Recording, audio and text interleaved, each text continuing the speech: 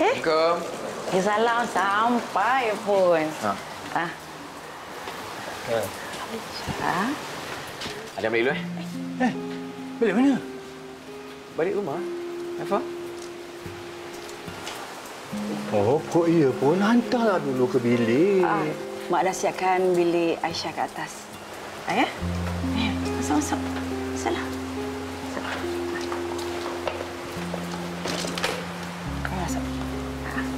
Tak tunjukkan dulu. Aisyah ke atas tu. Rindu. Ya ke? Ya, I miss you. I miss you, Ma. No, you don't. Kalau rindu, kenapa tak message? Kenapa tak reply call I? Itu kan time you dengan Aisyah. Takkan nak kacau. And plus, kalaulah Aisyah kacau you sekarang, saya marah. Because now sekarang ni... But you tak call balik, that's all. Fah, rasanya kalau nak berromantik boleh tunggu aku balik kot. Bagilah, Chan. Lama tak jumpa bini aku ni. Rindu. Kalau rindu, kenapa ikutkan dia? Lelaki. Mulut cakap tak nak tapi hati tak. Engkau lah silap. Kau tak pujuk dia betul-betul. Aku? Stop it, please. Dah. Stop. Dah lah, aku baliklah. Duduk sini panas hati. Oh, second wife mana? Tak ajak duduk sekali. Kan bilik banyak kat atas ke nak bilik maid? Okay, thanks. Bye.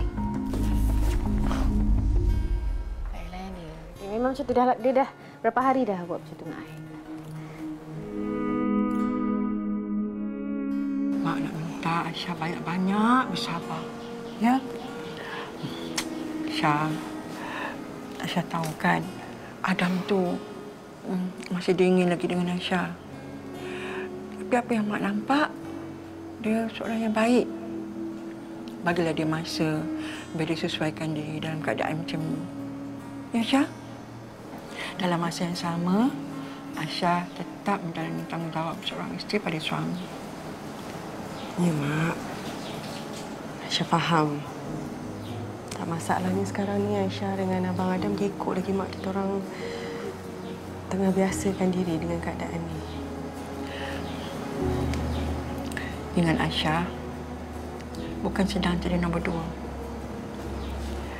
Aisyah kena kuatkan hati. Yang paling penting, sentiasa merendah diri. Lah, Aisyah rupanya. Mak ingatkan siapa tadi dengar dari atas. Yelah, takutlah kok pencuri kan. Sebenarnya duduk berdua dengan ayah. Tiba-tiba ada pula bunyi kat bawah. Mau tak suspend. Minta maaf lah, Mak. Buat Mak terkejut pula. Tak ada. Ni, nak apa-apa tak? Mak tolong ambilkan. Tak ada. Aisyah memang nak minum je. Aisyah kalau rasa tak selesa duduk kat sini cakap. Mak boleh sampaikan dekat Adam. Tak adalah, Mak. Apa pula sampai macam tu? Tadi Aisyah okey je. Duduk mana-mana pun okey. Duduk sini pun okey. At least ada kawan. Alhamdulillah. Tak takut kalau tak selesa, kan? Aisyah bila start kerja ni? Minggu depan, Mak. Sangatlah tu. Ni sementara Adam tak ada ni. Esok temankan Mak pergi pasar. Seronok juga ada kawan. Boleh? Boleh? Pukul berapa? Nanti Mak bangun nanti Mak kejutkanlah Aisyah. Kan? Tak apalah, Mak naik atas dulu. Mak rehat, Aisyah pun rehat. Nampak letih ni.